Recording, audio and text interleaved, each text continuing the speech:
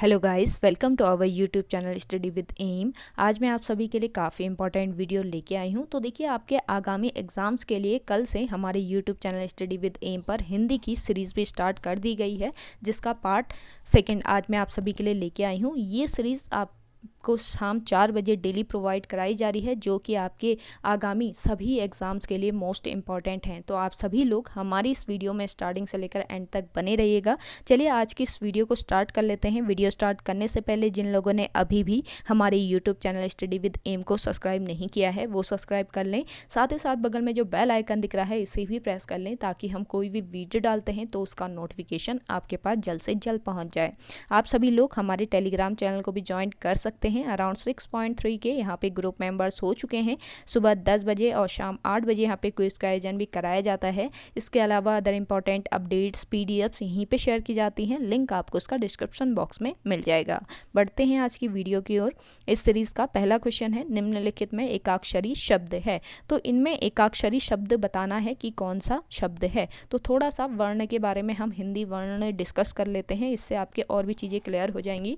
तो देखिए, हिंदी भाषा में कुल वर्णों की अगर हम बात करें तो हिंदी भाषा में कुल वर्ण की संख्या कितनी होती है? 52 यानी 52 होती है, जिसमें से स्वरों की संख्या कितनी होती है? 11 स्वर होते हैं।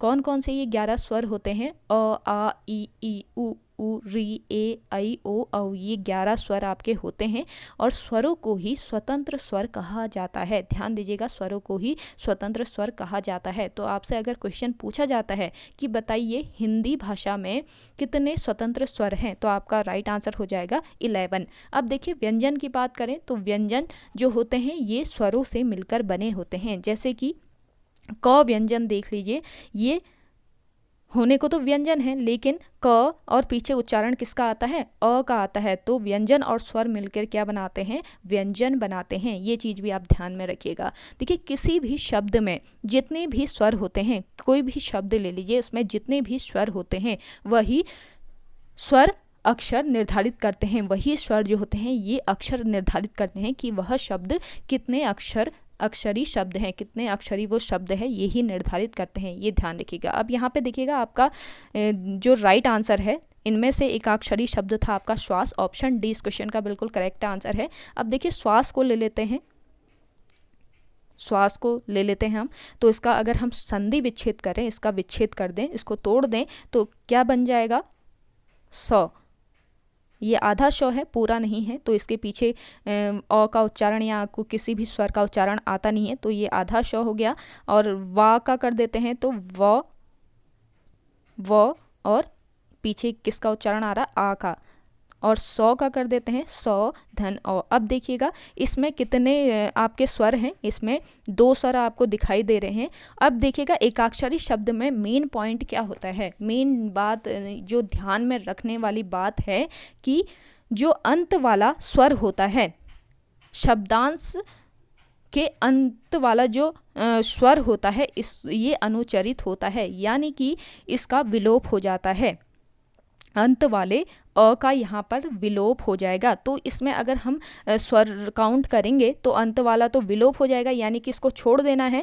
और आपका यहाँ पे स्वर काउंट करेंगे तो मात्र एक स्वर है इसमें। तो एक स्वर जिसमें है वो क्या होते हैं? आपके एकाक्षरी शब्द होते हैं। ये ध्यान रखिएगा, जिसमें एक ही स्वर होता है वो होता है आपका एकाक्षरी शब्द। तो आप किसी भी शब्द का विच्छेद करके आपको पता लग जाएगा कि यहाँ पर कौन सा एकाक्षरी शब्द है, कौन से द्विअक्षरी शब्द हैं। तो ये आपको ध्यान में रखना है। जैसे कि हम यहाँ पे जल का करें कि बताइए जल में कौन सा अक्षरी शब्द है। आप खुद भी प्रिपेयर करें, कॉपी पेन लेके आप बैठे होंगे तो आप खुद भी कीजिएगा। जैसे कि जल है, ज का विच्छेद करेंगे ज धन अ आ जाएगा, और ल का करेंगे तो ल धन अ आ गया। तो इसमें क्या हो जाएगा? लास्ट वाला जो अ है इसका आपका विलोप करना पड़ेगा। ये अनुच्चरित होता है, इसके लिए ये क्या हो जाएगा? इसका विलोप हो जाएगा, तो इसको छोड़ देना है। लास्ट वाला अ जो है, तो इसमें सिर्फ एक ही स्वर है, तो ये भी आपका क्या हो जाएगा? एकाक्षरी शब्द हो जाएगा। इसी तरह आप सभी का कर सकते हैं, भाषा, कमल, महिला, सबका कर सकते हैं। तो आपको पता चल जाएगा कि इनमें से एकाक्षरी शब्द आपका कौन सा है। अगला देखिए, नेक्स्ट क्वेश्चन है, यह लड़का शरारती है, इस वाक्य में यह शब्द बताना है। तो यह लड़का शरारती है, इस वाक्य में यह है आपका सार्वनामिक विशेषण। ऑप्शन सी इस क्वेश्चन का करेक्ट आंसर है। देखिए, विशेषण के रूप में प्रयुक्त होने वाले सर्वनाम को सार्वनामिक विशेषण कहा जाता है। अब देखिए, इसके दो उपभेद होते हैं, विशेषण के दो उपभेद हैं। कौन कौन से? एक होता है आपका मौलिक सार्वनामिक विशेषण और दूसरा होता है आपका यौगिक सार्वनामिक विशेषण। मौलिक सार्वनामिक विशेषण और यौगिक सार्वनामिक विशेषण। अब देखिएगा, यहाँ पे मौलिक सार्वनामिक विशेषण की सबसे पहले हम बात कर लेते हैं। देखिए, जो सर्वनाम बिना रूपांतरण के, बिना उसके कोई भी रूप में अंतर या उसके किसी भी परिवर्तन के, बिना परिवर्तन के या रूप में अंतर के मौलिक रूप में संज्ञा से पहले आकर उसकी विशेषता बतलाते हैं, उन्हें इस वर्ग में रखा जाता है, मौलिक वर्ग में। जो सर्वनाम बिना रूपांतर के मौलिक रूप में संज्ञा के पहले आकर उसकी विशेषता बतलाते हैं, उन्हें इस वर्ग में रखा जाता है, यानी कि मौलिक वर्ग में। देखिए, अब एग्जाम्पल यहाँ पे बात कर लेते हैं। यह लड़का शरारती है, यह लड़का शरारती है। हम संज्ञा, यानी कि यहाँ पर अगर हम पर्टिकुलरली कोई नाम दे दिया होता तो नाम क्या होता है? संज्ञा होता है। अब संज्ञा की जगह पे हमने यहाँ पे यह ऐड कर दिया तो ये हो जाएगा, यह क्या हो गया यहाँ पे आपका मौलिक सार्वनामिक विशेषण। या हमने कोई और एग्जाम्पल ले लिया, वह किताब फटी है, वह किताब फटी है। तो यहाँ पर आपका मौलिक सार्वनामिक विशेषण या सार्वनामिक विशेषण क्या हो जाएगा आपका यहाँ पे? वह। तो यह, वह, कोई या इस तरीके के जो शब्द यूज होते हैं ये आपके क्या होते हैं? मौलिक सार्वनामिक विशेषण होते हैं। और देखिए, यौगिक सार्वनामिक विशेषण की अगर हम बात करें, यौगिक सार्वनामिक विशेषण, तो जो सर्वनाम रूपांतरित होकर संज्ञा शब्दों की विशेषता बतलाते हैं, उन्हें यौगिक सार्वनामिक विशेषण कहा जाता है। जैसे कि ऐसा आदमी नहीं देखा, ऐसा आदमी नहीं देखा। तो देखिए, यहाँ पर ऐसा जो हो जाएगा आपका, ये क्या हो जाएगा? यौगिक सार्वनामिक विशेषण। तो ये चीज़ें आपको ध्यान में रखनी है, छोटी छोटी चीज़ें। जो सर्वनाम रूपांतरित होकर, यहाँ पर रूप में अंतर हो जाता है सर्वनाम के, तो रूपांतरित होकर संज्ञा शब्दों की ये विशेषता बता रहा है, तो ये आपका हो जाएगा यौगिक सार्वनामिक विशेषण। तो ये चीज़ें आप ध्यान रखिए। अगला देखिए, अस्तबल की बला बंदर के सिर लोकोक्ति का सही अर्थ है। अस्तबल की बला बंदर के सिर, इस लोकोक्ति का सही अर्थ क्या हो जाएगा? इसका राइट आंसर हो जाएगा आपका किसी का दोस्त किसी और के सर मड़ जाना। अस्तबल की बला बंदर के सर, इस लोकोक्ति का अर्थ हो जाएगा किसी का दोष किसी और पर मड़ जाना। अगला देखिएगा, निम्नलिखित में से देशज शब्द है, तो इनमें से बताना है कि कौन सा देशज शब्द है। तो इसका राइट आंसर क्या हो जाएगा आपका? झोला। ऑप्शन डी, झोला जो है ये एक देशज शब्द है। अगला देखिए, निम्नलिखित में से प्रविशेषण है। अब देखिएगा, प्रविशेषण क्या होते हैं? वे शब्द जो विशेषणों की भी विशेषता बतलाते हैं, वे शब्द जो विशेषणों की विशेषता बतलाते हैं, वे प्रविशेषण इनको कहा जाता है। ये ध्यान रखिएगा। जैसे कि वह बहुत तेज दौड़ता है, हमने एक सेंटेंस ले लिया, वह बहुत तेज दौड़ता है। तो देखिए, यहाँ पर तेज जो है, यहाँ पर तेज विशेषण है और बहुत जो है ये प्रविशेषण है, क्योंकि यह तेज की विशेषता बता रहा है। बहुत जो है ये किसकी विशेषता? तेज की विशेषता बता रहा है। तो यहाँ पर प्रविशेषण हो जाएगा आपका बहुत। अब देखिएगा, क्वेश्चन में आपको क्या दिया था? क्वेश्चन में आपको अत्यंत दिया है। क्वेश्चन में आपका राइट आंसर था इसमें प्रविशेषण। करेक्ट आंसर कर लीजिए, अत्यंत इसका राइट आंसर है। निम्नलिखित में से प्रविशेषण कौन सा है? तो अत्यंत इस क्वेश्चन का करेक्ट आंसर था। अब यहाँ पर आपको अत्यंत दिया है, तो मान लीजिए एक सेंटेंस है आपका, सीता अत्यंत सुंदर है। सीता अत्यंत सुंदर है। तो यहाँ सुंदर जो हो जाएगा ये आपका विशेषण हो जाएगा और अत्यंत क्या हो जाएगा? ये प्रविशेषण हो जाएगा, क्योंकि ये किसकी विशेषता बता रहा है? ये सुंदर की विशेषता बता रहा है। अत्यंत जो है ये सुंदर की विशेषता बता रहा है। तो ये आपको ध्यान में रखना है कि प्रविशेषण कैसे हम सॉल्व करेंगे। अगला देखिए, नेक्स्ट क्वेश्चन है आपका, भक्तिन महादेवी वर्मा की किस विधा की रचना है? तो आपको बताना है कि भक्तिन जो है ये महादेवी वर्मा की किस विधा की, ये रचना तो महादेवी वर्मा की है लेकिन यहाँ पर विधा बतानी कि किस विधा की ये रचना है। तो आपका राइट आंसर हो जाएगा संस्मरणात्मक रेखा चित्र। ऑप्शन सी इस क्वेश्चन का करेक्ट आंसर है। देखिए रेखा चित्र और संस्मरण जो है, रेखा चित्र और संस्मरण हिंदी साहित्य की विधाएं हैं, ये ध्यान रखिएगा, हिंदी साहित्य की ये विधाएं हैं। सबसे पहले बात कर लेते हैं रेखा चित्र की।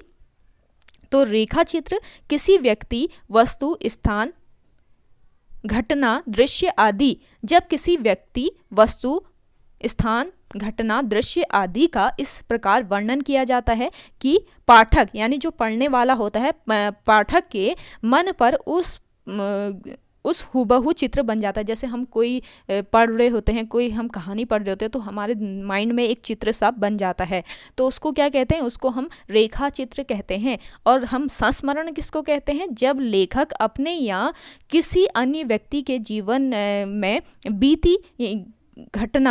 बीती घटनाओं या दृश्य का संस्मरण कर उसका वर्णन करता है, तो उसको संस्मरण कहा जाता है। तो रेखा चित्र संस्मरणात्मक है, ये संस्मरणात्मक रेखा चित्र जो कि किसी अपने या किसी अन्य व्यक्ति के जीवन पर लिखे गए जो चित्र होते हैं, इनको क्या कहा जाता है? संस्मरणात्मक रेखा चित्र कहा जाता है। तो भक्तिन जो है ये महादेवी वर्मा की किस विधा की रचना? संस्मरणात्मक रेखा चित्र है, ये आप ध्यान रखिएगा, इंपॉर्टेंट क्वेश्चन है। अगला देखिए, हिंदी वर्णमाला के अनुसार कौन सा वर्ण पंचम अक्षर है? तो आपको बताना है कि हिंदी वर्णमाला के अनुसार कौन सा वर्ण इनमें पंचमाक्षर है। तो इसका करेक्ट आंसर हो जाएगा आपका म। ऑप्शन ए बिल्कुल करेक्ट आंसर है। पंचमाक्षर क्या होता है? इसमें से म।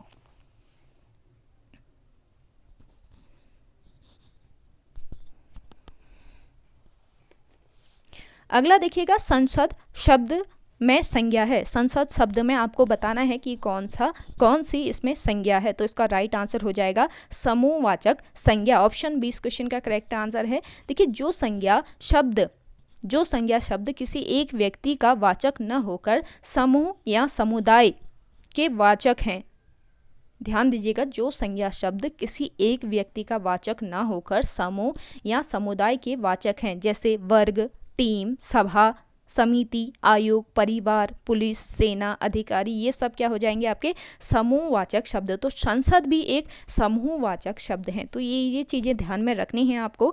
गाइस वीडियो पसंद आ रही है तो लाइक ज़रूर कीजिएगा। जिन लोगों ने अभी भी हमारे YouTube channel study with M को सब्सक्राइब नहीं किया है वो सब्सक्राइब कीजिए। वीडियो को ज़्यादा से ज़्यादा शेयर करना है आपको अपने दोस्तों के साथ, अपने व्हाट्सअप ग्रुप्स में। कल की जो हिंदी की सीरीज़ थी उसमें आपने बहुत सपोर्ट किया है, तो कोशिश कीजिएगा कि आज की इस सीरीज़ को भी आप ज़्यादा से ज़्यादा सपोर्ट कीजिए, शेयर कीजिए अपने दोस्तों के साथ, अपने व्हाट्सअप ग्रुप्स में। और भी ज़्यादा आपको थोड़ा सा और शेयर करने की ज़रूरत है, तो शेयर कीजिए ज़्यादा से ज़्यादा। आप सभी लोगों से रिक्वेस्ट है कि देखिए इतनी मेहनत करके आपके लिए यहाँ पे वीडियो आपको प्रोवाइड कराई जा रही है। तो हिंदी की तो और भी थोड़ा सा रिकॉर्ड करना टफ होता है, आप खुद भी समझ सकते हैं। आपको समझाना यहाँ पे बहुत बड़ी बात है कि आप समझ पाएँ उस चीज़ को जो आपको यहाँ पे बताया जा रहा है। अगर हमने ऐसी बता दिया आपको और समझ नहीं आया तो क्या फ़ायदा इस चीज़ का। तो यहाँ पे आपको एक एक चीज़ डिटेल में समझाई जाती है ताकि आपको किसी भी चीज़ में कोई प्रॉब्लम ना हो। तो वीडियो को ज़्यादा से ज़्यादा शेयर कीजिए आप अपने दोस्तों के साथ, अपने व्हाट्सएप ग्रुप्स में। अगला देखिएगा, निम्नलिखित में से आगत शब्द है। तो इनमें से आगत शब्द क्या है आपका? अखबार। ऑप्शन ए बिल्कुल राइट आंसर है। अगला क्वेश्चन देखिएगा, निम्नलिखित में से शेखर जोशी की रचना कौन सी है? तो शेखर जोशी की रचनाएं तो मैंने आपको बहुत बार बताए हैं। जो लोग उत्तराखंड वाली सीरीज़ फॉलो करते हैं तो बताइए इनमें से कौन सी रचना शेखर जोशी की है? जल्दी से कमेंट करके बताएं कौन सी रचना इसमें से शेखर जोशी की है। तो आपका करेक्ट आंसर हो जाएगा कोशी का घटवार। कोशी का घटवार जो है ये रचना किसकी है? शेखर जोशी की। देखिए शेखर जोशी का संबंध कहाँ से था? अल्मोड़ा से इनका संबंध है। और इनकी प्रमुख रचनाओं की अगर हम बात करें तो नोट कर लीजिए। इसी तरीके से आयोग से क्वेश्चन बनते हैं। आयोग के द्वारा आपको 4 रचनाएं दे दी है यहाँ पे देखिए, और बताइए शेखर जोशी की इनमें से कौन सी है। तो ये आपको पता रहना चाहिए। जब आपको आपको पता रहेगा ये रचना शेखर जोशी की है, तभी तो आप करेक्ट कर पाएंगे। तो नोट कर लिए, इनमें से थोड़े से और रचनाएं आपको बता देती हूँ मैं। मेरा पहाड़, सबसे पहले मेरा पहाड़ इनकी एक रचना है। इसके अलावा कोसी का घटवार तो यहीं पे दिया है, तो ये भी इनकी एक रचना है। और एक पेड़ की याद, ये भी शेखर जोशी की रचना है। इसके अलावा हल वाहा व डांगरी वाले, हलवाहा व डांगरी वाले इनकी एक रचना है, ये आप ध्यान रखेंगे। इनकी कुछ प्रमुख रचनाएं मैंने बता दी, वो नोट डाउन जरूर कीजिएगा। आप कॉपी एंड पेन लेके जरूर बैठा कीजिए इस सीरीज़ को फॉलो करने के लिए, जो भी सीरीज़ हमारे द्वारा चलाई जा रही है। तो देखिए वर्ष 1987 ईस्वी में इनकी एक रचना है पेड़ की याद। पेड़ की याद रचना के लिए इनको कौन सा पुरस्कार मिला? महावीर प्रसाद द्विवेदी, महावीर प्रसाद द्विवेदी पुरस्कार से सम्मानित किया गया वर्ष 1987 ईस्वी में। किस रचना के लिए? तो ये चीजें ध्यान में रखिएगा। अगला है आपका, अर्थ के आधार पर वाक्य के भेद होते हैं। देखिए अर्थ के आधार पर वाक्य के कितने भेद होते हैं? 8 भेद होते हैं। अब ये कौन कौन से भेद होते हैं? नोट कर लीजिए। विधानवाचक, निषेधवाचक, आज्ञावाचक, प्रश्नवाचक, इच्छावाचक, संदेहवाचक, विस्मयवाचक और संकेतवाचक। तो ये 8 जो होते हैं ये अर्थ के आधार पर वाक्य के भेद होते हैं, ये आपको ध्यान में रखना है। अगला देखिएगा, डिंगल पिंगल का संबंध है। देखिए डिंगल पिंगल इंपॉर्टेंट क्वेश्चन है, जान लीजिए कि डिंगल पिंगल क्या है, तो इसका संबंध किससे है और इसका करेक्ट आंसर हो जाएगा देखिए राजस्थान से। डिंगल पिंगल का जो संबंध है ये किससे है? राजस्थान से है। देखिए राजस्थान के चारण कवियों ने, चारण कवि जो हैं राजस्थान के, तो राजस्थान के चारण कवियों ने अपने गीतों के लिए जिस साहित्यिक शैली का प्रयोग किया है उसे डिंगल कहा जाता है।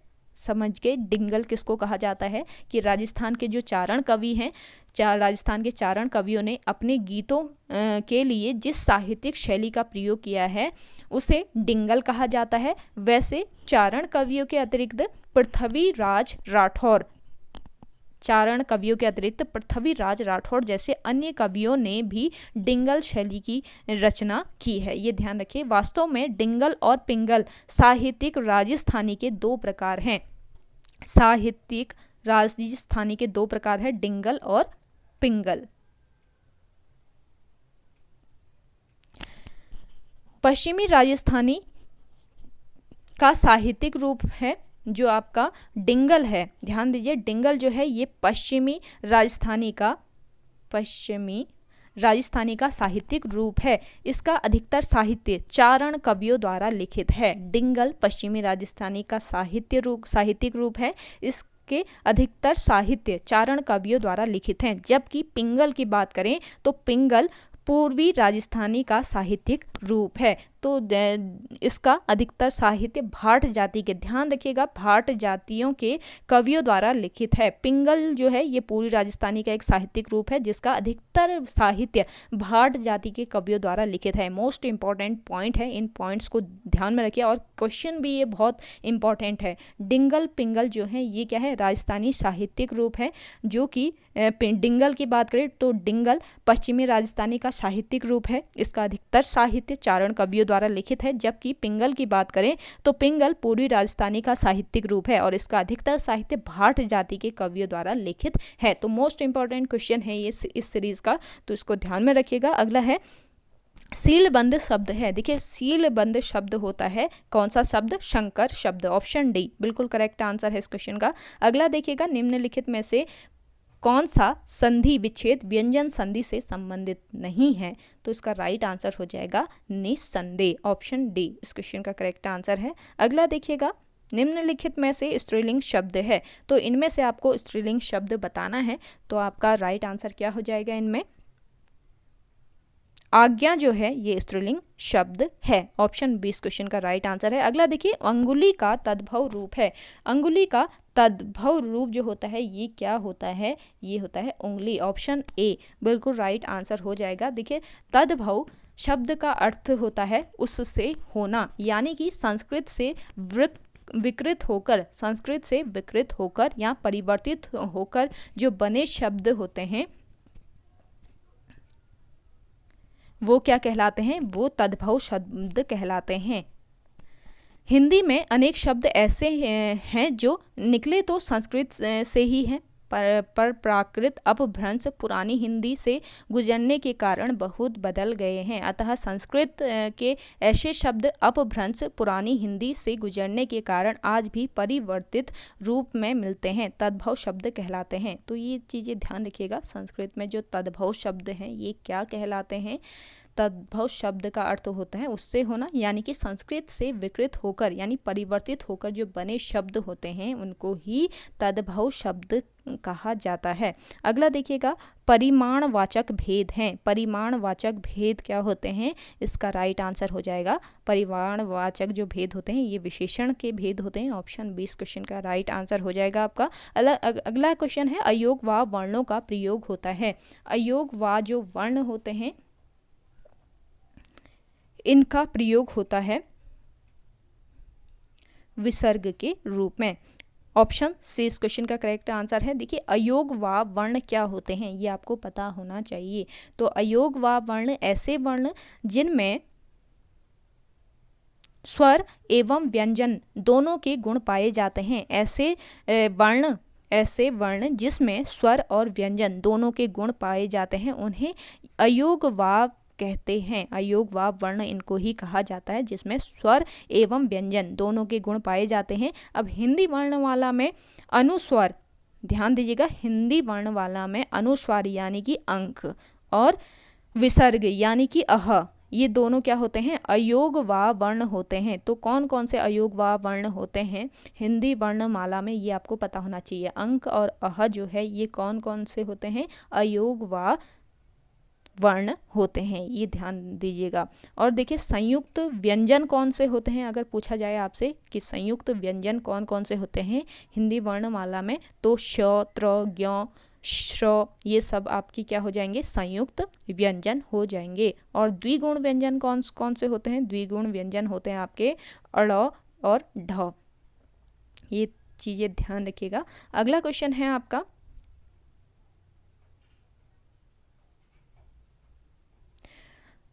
अन्वय का अर्थ है। देखिए, अन्वय का अर्थ क्या होता है,